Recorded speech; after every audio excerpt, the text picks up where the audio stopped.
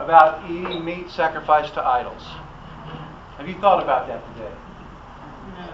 No? Didn't occur to you not one time today? Are you wondered if eating meat sacrificed to idols is a bad thing or a good thing or a neutral thing? Has that been on your mind today or last week or the month maybe? No. Okay. So technically then, meat sacrificed to idols really isn't a burning issue with you, is it? Is that a joke? No, it's not a joke. Just seriously. Eating meat? Eating meat sacrificed to idols? No. Is it not a burning? No joke. No joke. Not, at least not yet. Don't tempt me. I could go where flat one, but I won't. Tonight, chapter 8 of 1 Corinthians deals with that very issue. But the interesting thing about chapter 8, and even though the subject particularly is not something that you've been dealing with today, Paul lays out some principles here that are very, very important. And it can be the principles that he gives us can be applied to a lot of other areas of life. Now he's dealing with the Corinthians, as we know, and they are a mess. There are those in the Corinthian congregation that are from Gentile backgrounds, meaning that they're going to have a particular perspective when it comes to meat sacrificed to idols. They're going to have a familiarity with it, a custom, being able to partake of it. But then in the same congregation, you're going to have Jewish believers. And Jewish believers have a far deeper sense of commitment to what God has said is you can eat and what you can't eat. They're going to be leaning toward kosher type meals. And they're going to be dealing with this. And they're going to deal with some of the things that Paul has already said. This is actually 1 Corinthians, as you remember, is actually Paul's second letter to the Corinthians. Because in 1 Corinthians, a couple of chapters ago, he mentions his previous letter. So obviously this is his second letter to them. But he said several things to them. He taught them about liberty in Christ. And the thing with liberty, freedom, is that it can be easily misunderstood or taken further than it ought to, or limited in ways it shouldn't be. And Paul is going to be he's wrestling with these issues for these Corinthians. Now, there's a certain other thing about this. Paul had received a report back to chapter 1 from Chloe's people from whoever Chloe was, members of her family or relations or something, had given Paul a report about what's going on in the church there in Corinth. And apparently also that they wrote Paul at least questions that they wanted answered. And usually we see that by a statement that Paul makes. It simply is like in verse 1, chapter 8, now concerning things offered to idols. Okay? So there's a question. The question either it was verbally carried to Paul or it was in written form. However they ask it, it comes to Paul. They got a question about this. What do we do about that? How do we handle it? Now this now concerning statement is used about 5 or 6 times in the book. And here we have another occasion of its usage. And then here we have probably, it should be in quotation marks in the way that we do grammar today. And not every translation will render it that way, but some will. The English Standard Version does put it in quotation marks. We know that we all have knowledge. That's probably a quotation or a part of the question that was being asked Paul. That we know that we all have knowledge. Now this is very important. The word he uses for knowledge there is knowledge that you've learned and gained. And this knowledge that they have accumulated is something that they're appealing to. Now, Paul has been dealing with this for, several chapters now, about those that believed that they had knowledge. The assumption is there are those in the congregation without that knowledge. When we get to the Lord's Supper, we're going to be dealing with it again, and other occasions as well. So Paul moves off. We know that we have knowledge, but then Paul puts a statement there that's very important. Knowledge puffs up, but love edifies or builds up. Now, this is a principle that he's going to be talking about in several different contexts, the balance of the book. This kind of idea that love is far more important than your knowledge. The so-called knowledge that you think you have. He's going to kind of chide them in just a moment about this idea of knowledge that they think that they have. But here he's just simply pointing out, listen, knowledge, what does knowledge do? Well, it makes a person who possesses it basically proud. It puffs them up. If you've ever met, and you probably have at one time or another throughout your life, you've met someone who seems to know a lot. At least they think they know a lot. And they're very proud of what they know a lot of. I remember, and I've told this story once before, and he was a great guy. Nothing, I'm not criticizing his character or anything like that, but he knew everything about everything. He really did. And he was finishing up his college work. He was an older fella, but he was finishing up his college work because he's going to be a school teacher. And he was also pastoring the little church that I grew up in. And I don't care what subject was. And some of the men kind of got a little miffed at him because he could always outdo them. He seemed to know more about whatever they're talking about. One night, and it was cold winter night. I don't know why I remember that, but it was very cold in winter. And Wednesday night, I went to church, and there was two of us at church. Him and me. Okay? And so we're sitting there looking at each other, and I'm about 16 years old. Maybe, I was old enough to drive, so I was 16.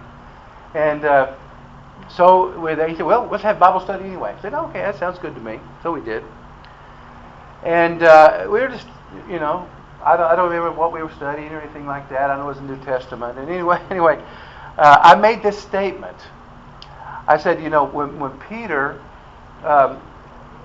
Jesus asked Peter 3 times after the resurrection, "Do you love me?" Well, he said that was before the resurrection. No, surely he knows more than I do. So I thought, kind of started backing up. Well, maybe I'm wrong. But he was insistent. No, it was. He said that long before the resurrection took place. So, okay. And then he said, "I'll prove it to you."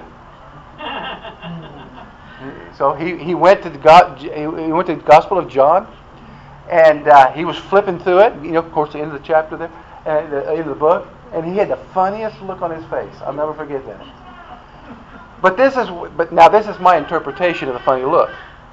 Okay, my interpretation of the funny look was, who shifted the chapters in my Bible?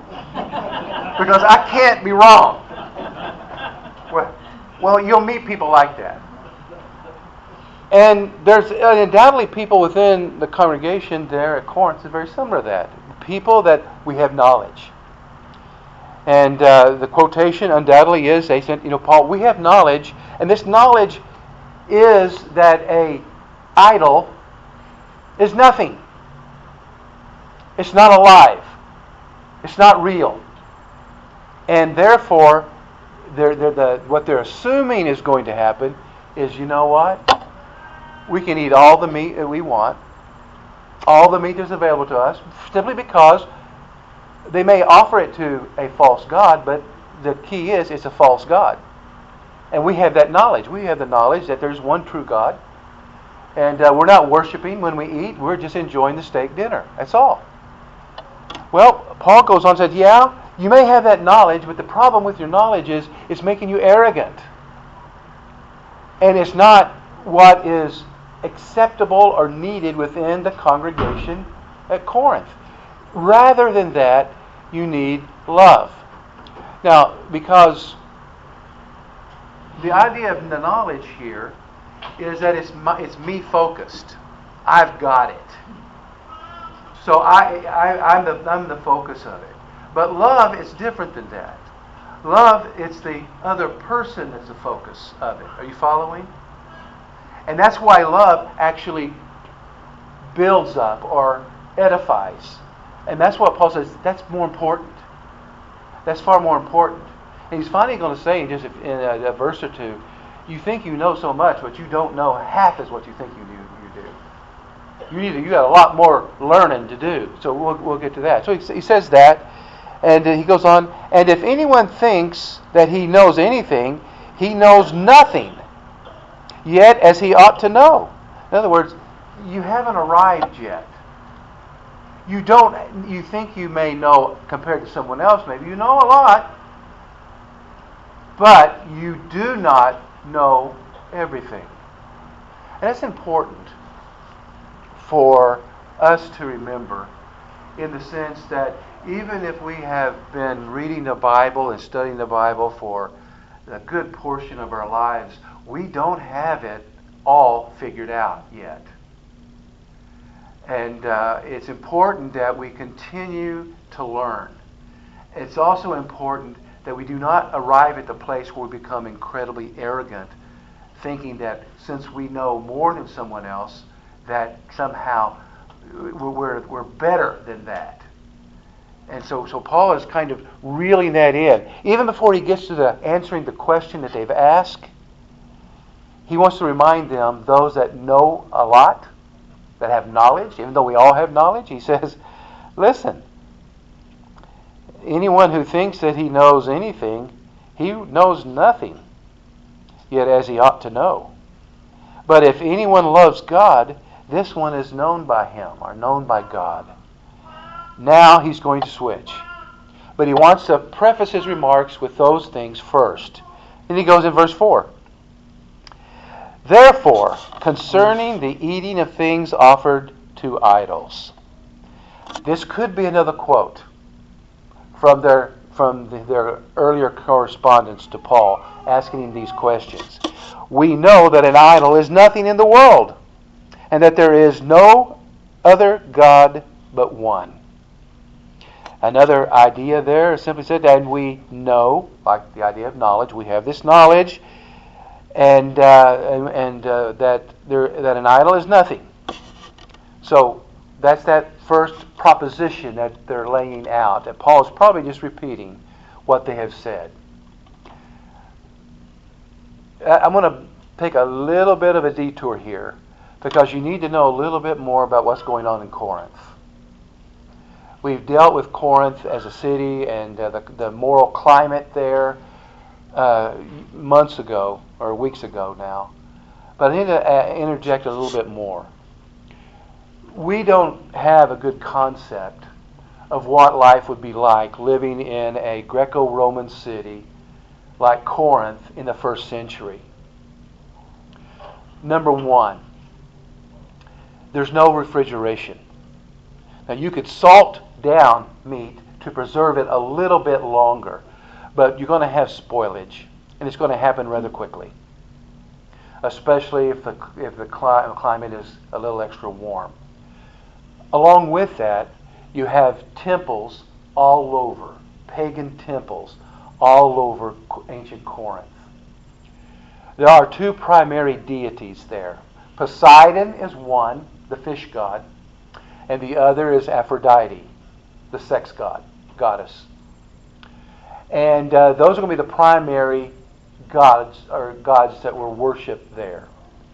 What would happen is people would bring their offerings to the gods. And say, for example, at the temple for Poseidon or the temple of Aphrodite, either one, or one of these others that would have been there, you would bring your offering there, and the priests of that particular god would offer a sacrifice that you have brought. So they would kill and prepare the animal. What they would do then is they would take the animal after it had been sacrificed, and the priests would take a portion of the animal for themselves and their families, which was perfectly fine.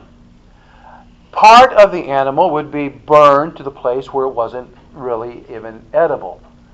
But the remaining part of the animal would be, it could be done, to be 2 or 3 things done with it. One is the family that offered it would take the remaining meat with them, and they would call for friends and neighbors and relatives to help them eat it, because they can't keep it.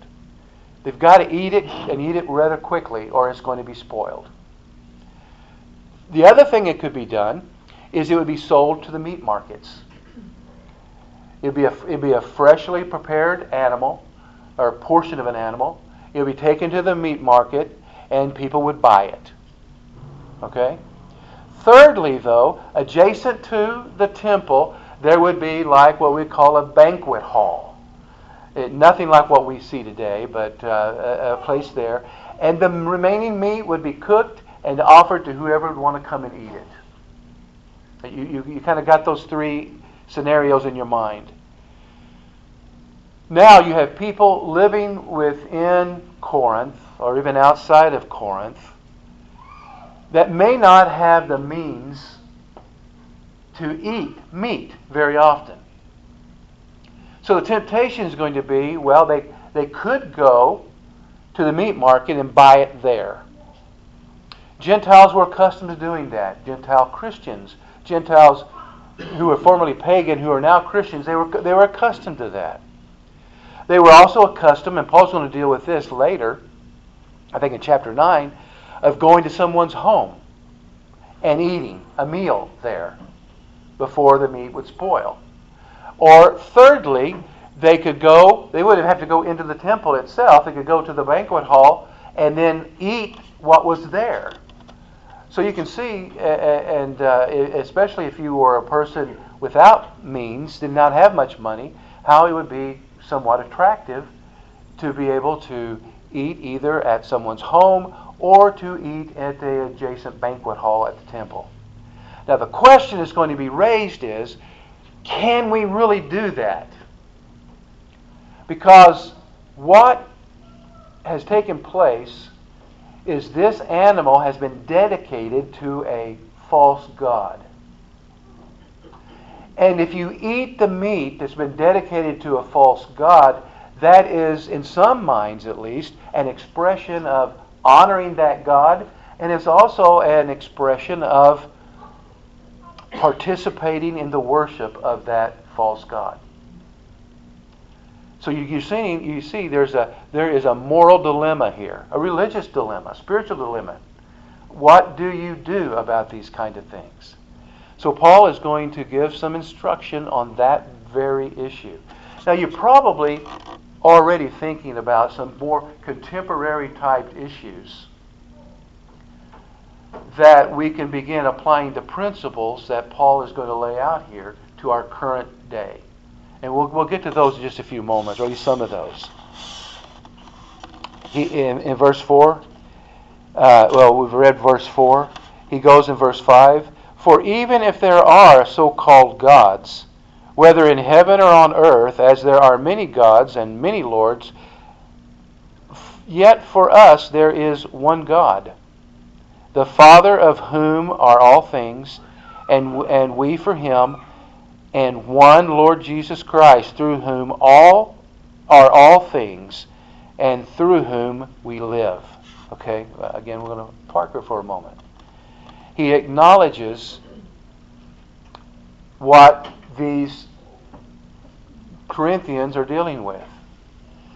Yes, there's one true God. Idols, they're nothing. They're offering. They're just representing false gods. So, on the one hand, if you've got the knowledge, eat. Why not? Because the God is not real. So let's just eat and enjoy a good meal. good steak dinner. Well, what about those that came from a pagan background that are struggling with, wait a minute, we used to always worship Poseidon, and we ate at the temple, we bought the meat or whatever, and that was a participation along with everyone else there. And then you got an added issue of friends and family that are not Christians. Why don't you eat? Why don't you eat with us anymore? You're too good to eat with us anymore. You know, that kind of interpersonal kind of pressure. So it's getting kind of tense. And then if you've got Jewish believers, Jewish backgrounds, now Christian, followers of Christ, and they're dealing with this particular issue of the absolute abhorrence of idolatry. I don't know if you have thought about it in these terms before. If you go back to the Old Testament era, what was the one thing? There's more than one thing. What was the main thing that the Israelites of yesteryear struggled with more than most anything else? Idolatry.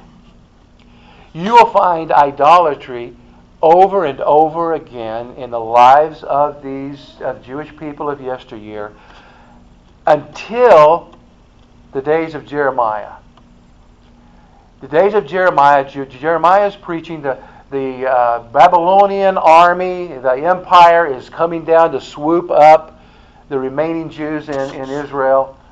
And as they're doing that, Jeremiah is preaching, and probably along with other prophets that may not even have their names recorded for us, they're telling the people that you're going into captivity. You're going to be there, as Jeremiah pointed out, for 70 years because of your idolatry, your unfaithfulness to God. It's interesting that when that took place, that Babylonian captivity, you have no more problem among the Jews with idolatry. None. That was finally, for them, the realization that we cannot do this. As a matter of fact, I jump ahead a little bit. Between the closing of Malachi and the beginning of Matthew is 400 years. During that 400 years, a lot took place. Babylonian Empire gave way to the Medo-Persian Empire, which gave way to the Greek Empire. Alexander the Great and all of his conquests. Well, when Alexander died, his empire was divided up among 4 of his generals. He had no heir. One of those generals really inherited the area that was later what we call, Israel. And some of the descendants from those Ptolemies, one of them in particular, Antiochus Epiphanes, he was determined to force Greek culture down the throats of the Jews. He was very committed to that. So much so that he had a hog sacrificed on the altar in Jerusalem. And he also put up images. And he could not control the Jewish population. He would kill, hundreds of them. But they still would never, ever capitulate and begin adopting Greek culture and worshiping Greek gods. They just wouldn't do it. So that broke that part. So you've got that kind of history, and you have Jewish people now dealing with that. No, we cannot eat meat that has been dedicated, that's what a sacrifice is, dedicated to a false god. No, we will not do that. And then within the same church, you've got those with the knowledge saying, what's wrong with you people? It's just meat. You know an idol don't mean anything. So you're having these kind of very contentious issues. Let's go on and see what Paul's going to want to say about it. Verse 7. However, there is not in everyone that knowledge. For some with consciousness of the idol until now eat it as a thing offered to an idol, and their conscience, being weak, is defiled. Okay? So, if some of these people, it can be not just Jews alone, it could be also some Gentiles that are also struggling with this. If we eat this stuff, I'm going to feel guilty. I'm going to feel, I'm going to feel that I've sinned. Let me interject something here, and be careful how you answer. Because it was done to me, or a group that I was in, and I gave the wrong answer. Should you ever go against your conscience? You must be careful with this. Should you ever go against your conscience? The answer is, our ethics professor made clear, no. No. Because your conscience, especially if you're walking with the Lord, your conscience is a very wonderful gift. So you should not go against your conscience. And I know at first it sounds like, wait a minute, should you? Well, no, that's correct. You shouldn't. Because your conscience is like an early warning system. Don't do it. And then when you do something you should not or ought not have done, then you start feeling the conviction of the Spirit that you have violated on your conscience. So here's an interesting thing to keep in mind. For one person, we're talking about things that now are morally neutral. Not bad, not good, just morally neutral. For one person, it could be sinful. They just won't do it. For another person, it might be no big deal. Nothing at all. The one whose conscience is against their conscience, to them it's sin. I'm not saying it's sin before God, but to them it is sin. It's something to bear in mind. And there are certain things in life that basically are morally neutral. Not good, not bad, either way. But depending on the person and their background and their understanding and maybe their own convictions, one thing could be very, very, very,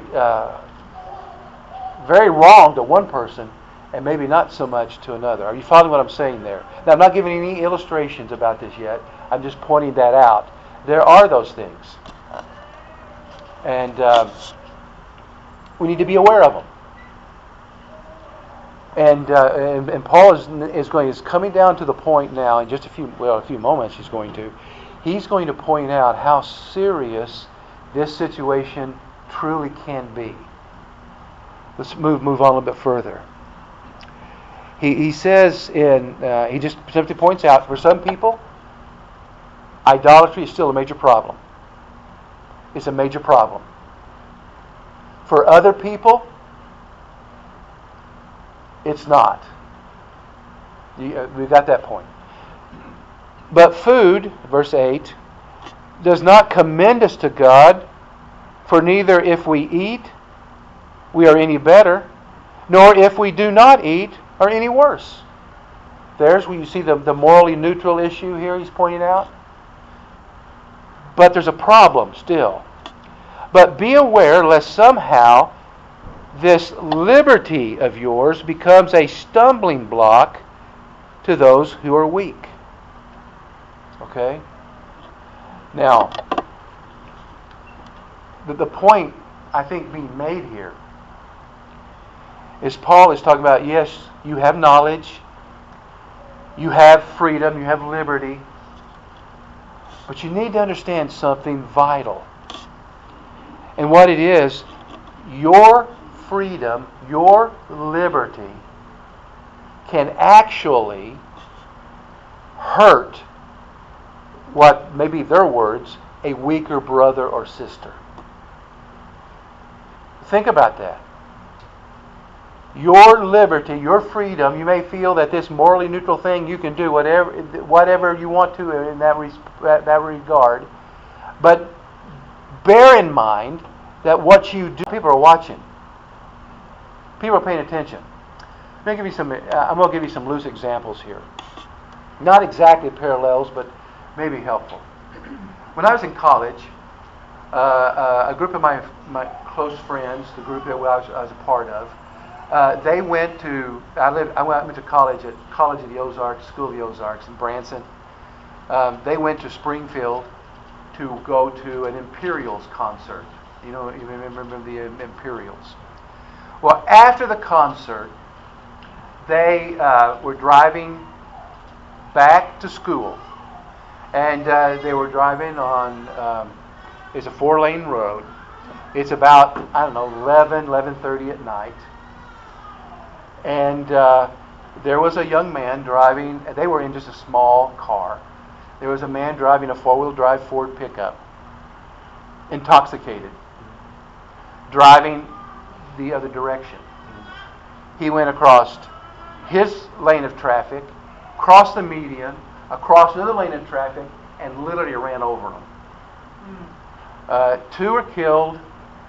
1 was in the hospital for a long time afterwards. Well, he was drunk. This was his 3rd or 4th offense, and he was still driving.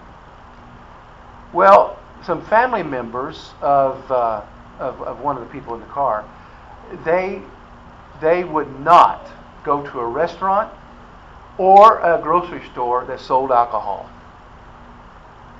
because of what had happened in their family.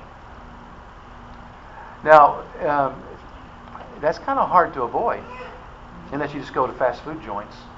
If you go to restaurants, it's kind of hard to avoid that. But they stuck to it. I mean, for years they would not. And in grocery stores, many of those would sell alcohol as well. Now, to them, they actually, and I'm maybe putting words in their mouths, but they actually felt that it would be to them sinful to go into an establishment that had alcohol there when alcohol had cost their family so much. You can see, you understand why, right? You should understand why. Why that would be. So when we were with them, we would make sure we avoided anything. We might want to go to that pizza place, but they had alcohol too. We would just avoid going there out of just concern for them. Now, you're going to have to hang with me here because this gets really next to us in just a few moments because we're going to apply this to a lot of things. Paul has said there are those, to them it's sinful to eat meat sacrificed to an idol. Some of you it's not, because you come from a different background. To you it's not the same kind of thing.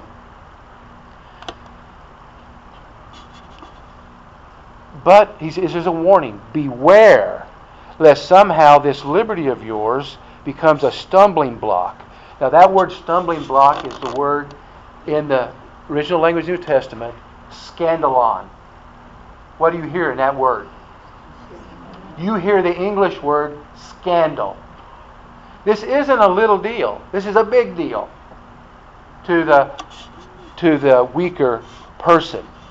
For if anyone sees you who have knowledge eating in an idol's temple, will not the conscience of him who is weak be emboldened to eat those things offered to idols? In other words, I'm going to switch it again just a little bit to kind of illustrate. If you have a good friend who has been in their past an alcoholic, all right, God has called him out of that, and he's been an alcoholic, and you go to a restaurant and you order a beer with him at the table. Or if you're in a restaurant and you're drinking and he happens to see you doing that. Is that a problem? You can answer one or two ways. You can say, well, it's none of his business. I've got the freedom to do that if I want. Yes, it is your business. Yes, it is your business. Because he may see you doing that. He may do it himself. But he's not just taking one drink. He's now back to what he was before, addicted to it. Your freedom needs to be exercised in a way with others in mind. If you don't do that, it gets real serious. You'll see what I mean in a moment. Verse 11.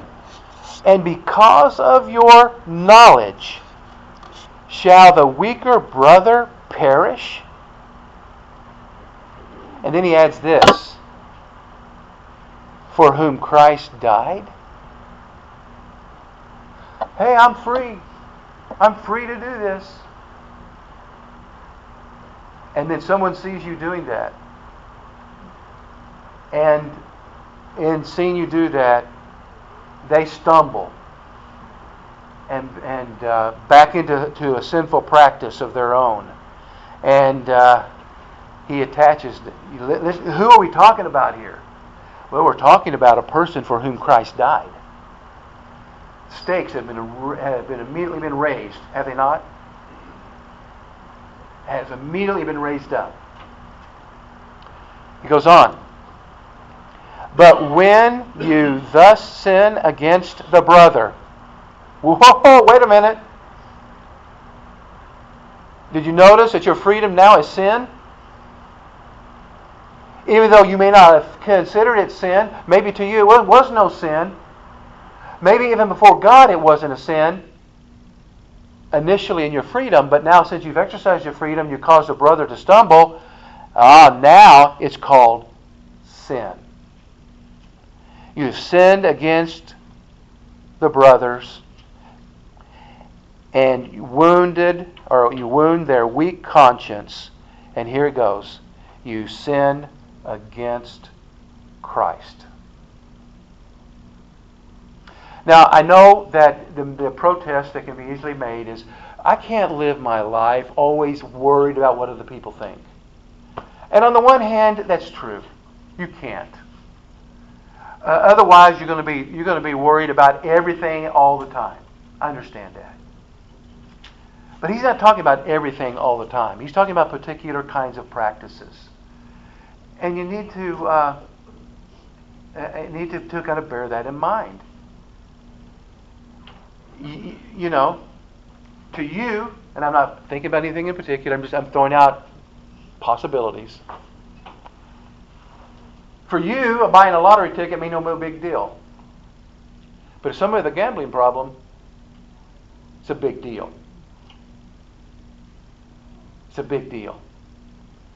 Depends on who sees you. Depends on what they really are in their own life. But the bottom line comes, the sin is not simply you sin against your brother for whom Christ died, but you also ultimately sin against Christ.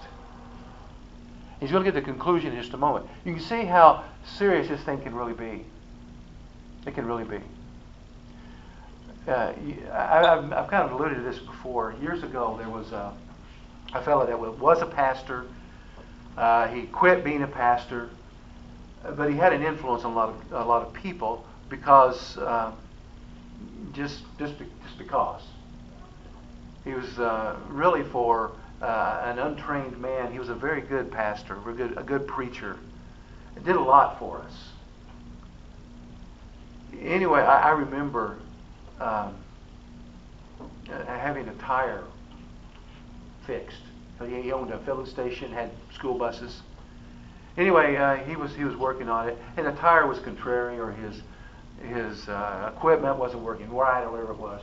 He just let out with a stream of words that were simply inappropriate to be said. I remember how that made me feel. You might as well have. I was shocked. I was stunned because I still held him in a very high regard. Now, I didn't go out and start cussing like him. But I will tell you this. When someone that you admire or someone that influences you, you see them do a certain kind of thing, you're going to have one or two reactions. One is repulsion from it, but the second is begin entertaining. Well, maybe it's not so bad. If he can do it, maybe it's not so bad for me. Bottom line, verse 13. Therefore, you remember the rule of thumb? When you come across the word therefore, you look to see what it's there for, right? Therefore, if food makes my brother stumble, I will never again eat meat, lest I make my brother stumble. There's the principle. Whatever issue we're talking about that may be ambiguous, if my participation in it harms someone else, I ain't going to do it.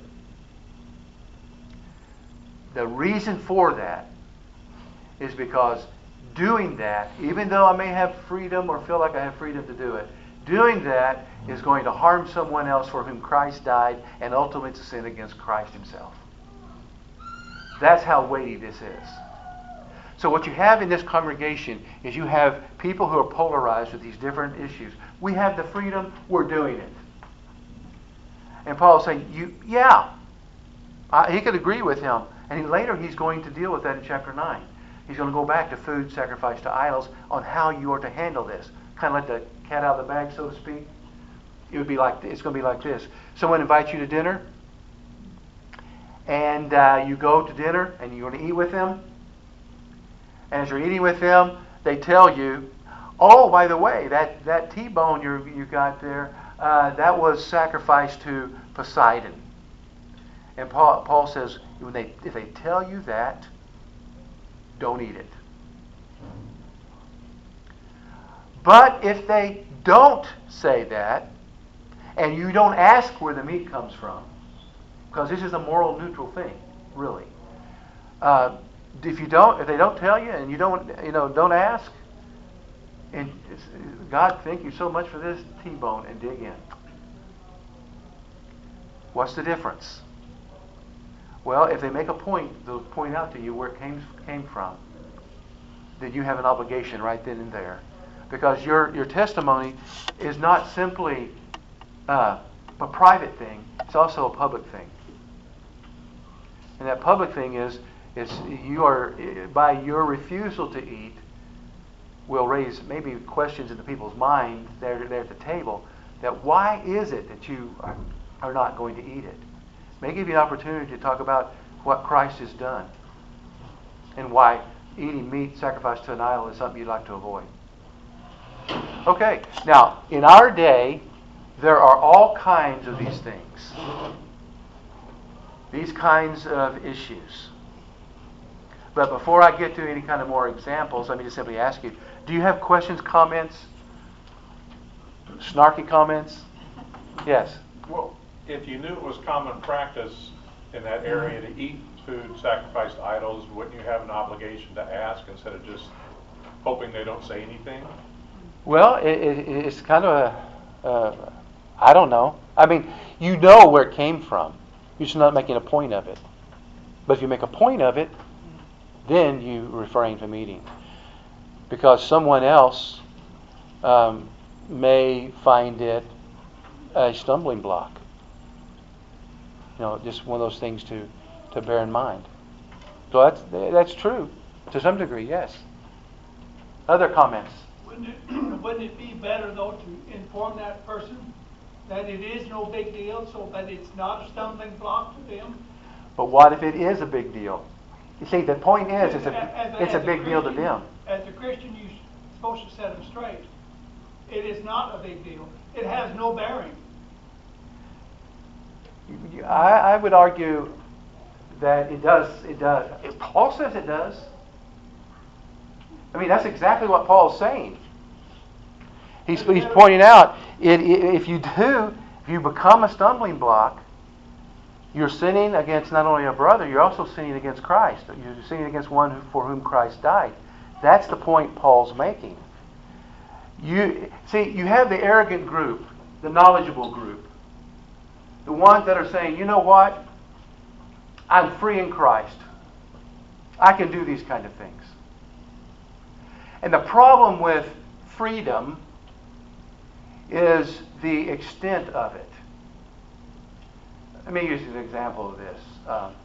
I have the freedom to swing my arm as much as I want. But my freedom to swing my arm ends where your nose begins. You hear me? That is the proper understanding of freedom. We don't understand that in our culture, generally speaking, anymore. We think freedom means we can do whatever we want to do, no matter, with no restraint. We don't need the police. We don't need all this. That's not true freedom. That's leaning toward anarchy. It's not true freedom. We have freedom in Christ. But if we live by what he's going to say over and over, the law of love, it's not my freedom that's the most important thing. It's you. That's the most important part. It's what my freedom may impact you. It's the difference between living a life that is other-focused and not self-focused. The one thing that almost all sin has in common is at the heart of it is selfishness. All sin. It's selfishness. I want what I want. And whatever the majority of it is, whatever we're talking about, it can revolve back to that issue. That issue, that sin, takes us directly into the Garden of Eden. When the serpent came and he doesn't tell Eve, all that you have to eat from. He draws her attention to the one thing that she is not to eat from. And then he begins questioning, of course, what God said and that kind of thing. But he implies, God knows in the day in which you eat of it, listen to this, that you eat of it, you will be like God, knowing good and evil. So at that moment, the innocence begins draining away from her because now there's something she wants. What is that? She wants to be like God, knowing good and evil. And she took it. That's at the heart. When you think about whatever sin you want to think about. Think about someone cheating on a test in school. What prompts him to do that? It boils down to selfishness. Someone who steals, what does it boil down to? Selfishness. Someone who commits adultery, what? It's what a person wants. You can see it boils down to that. What Christ came to show us is you don't live that way. You don't live that way. The Christian life has now become focused on what's the whole word that's used here, and he's going to deal with it over and over in chapter 13. The love chapter that becomes supreme over everything else, is that it's the word agape. It's a very unique word. Matter of fact, the Christians kind of took it, coined it, and to put new meaning and filled it out more than it actually was otherwise. Every form of love requires a response. You have the person who is extending the love and a response of the one who is loved, right? In marriage, there's a responsibility there, and it's actually reciprocated love. If there's no reciprocated love in that marriage, you don't have really a marriage. You have something else. In friendship, if you're going to have somebody who's a true friend, there's going to be a love. You understand what I mean? and then a reciprocation of that love, a response to that love. That's how you have friendship. If it's a one-sided friendship, it's not really a friendship, is it not? But here's agape. That kind of love, John 3:16 kind of love, that kind of love does not depend on a response of the one that's loved. That is interesting. It does not require a response. Now, it's great if there is a response, but it's not a love that demands a response. God so loved the world that He gave His one and only Son, His only begotten Son. Did the world respond back with love? No, it put Him on a cross. So no, it didn't. So that's what I mean, and that's the kind of love, the quality of love, the type of love that Paul is talking about here. Your needs are more important than my freedom. And if we live that way, we are living the highest form of the Christian ethic. It's when we don't live that way that we're most unlike the Lord. Just think about Him. When you read through the Gospels, Matthew, Mark, Luke, and John, pay attention to Jesus. I know you do. You have to. Because if you get a red letter edition Bible, you see what He's talking about, right? But there's more to it than that. I want you to notice there are some things about Jesus that are absolutely stunning. And he didn't just say it, He did it. There He is at the Last Supper. I mean, the cross is literally hours away. And He gets up and He washes His disciples' feet. They should be washing His feet. But no, He washes theirs. And He told them, I'll give you an example. I love that Jesus is in a massive crowd of people.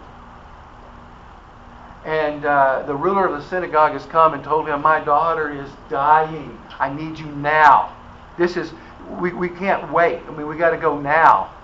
And Jesus says, okay, let's go. And then He's walking through a crowd and He stops. He stops. Now, if I was Jairus there, I would be freaking out. And maybe Jairus was freaking out. We don't have time for this. And Jesus makes the strangest statement to the disciples. Who touched me? You got to realize that He's going through a crowd. Everybody is trying to touch Him. He stops. And He stops, and of course, this woman that touched Him should not have been in the crowd anyway, according to the Old Testament law. And more or less, touching a rabbi, contaminating him because of her flow of blood. But for just a few minutes, there was one person in Jesus' focus. One. An unclean woman. That's not the only thing. I really, to give you one more example, Jesus and His disciples are up in the northern part of Israel. And there's a woman there, she's a Gentile, a Syro-Phoenician woman. Jesus is trying to get away from the crowds for a little bit, so He's up there, probably trying to recoup a little bit. And she recognizes who He is, and she starts following along behind Him, hollering at Him to get Him to stop. He acts like He doesn't hear her. And the disciples say, this is my kind of a loose paraphrase, tell her to leave us alone. Tell her to shut up. Go away. And then Jesus stops. And she comes up to Him. And He says something to her that sounds really harsh. Now, we don't see His facial expressions. You can say something very harsh with a facial expression that indicates it's not that harsh. He says to her, it's not right to take the children's bread and give it to the dogs. That's what Jews call Gentiles. It's not that little fluffy thing you have at home that you love so much. These are mangy, aggravating kind of critters. Anyway, He says that to her. And then she responds, yes, but Even the dogs, she uses the word puppies, little dogs, eat the crumbs that fall from the master's table. And Jesus says, the demon's gone. And he remarks to his disciples how the expression there of faith. What I'm saying by this is you and I, as followers of Christ, are to live lives that care about the person there in front of us. And at that moment, or we put their needs beyond our own, above our own. Because that's what Jesus did. And when we get to chapter 13, Paul is going to hammer that so hard, there is no way to mistake it. The reason why he does that is because chapter 12 and 14 sandwich 13. More problems among these Corinthians. So there are a lot of things today that may appear for the most part being moral neutral. However, even though we may have the freedom, or in our conscience we may think it's okay, we need to realize that there are some things that will really damage someone else's faith. And that is very, very important. There's enough stumbling blocks in this world. Don't be one. All right. Next time, chapter 9.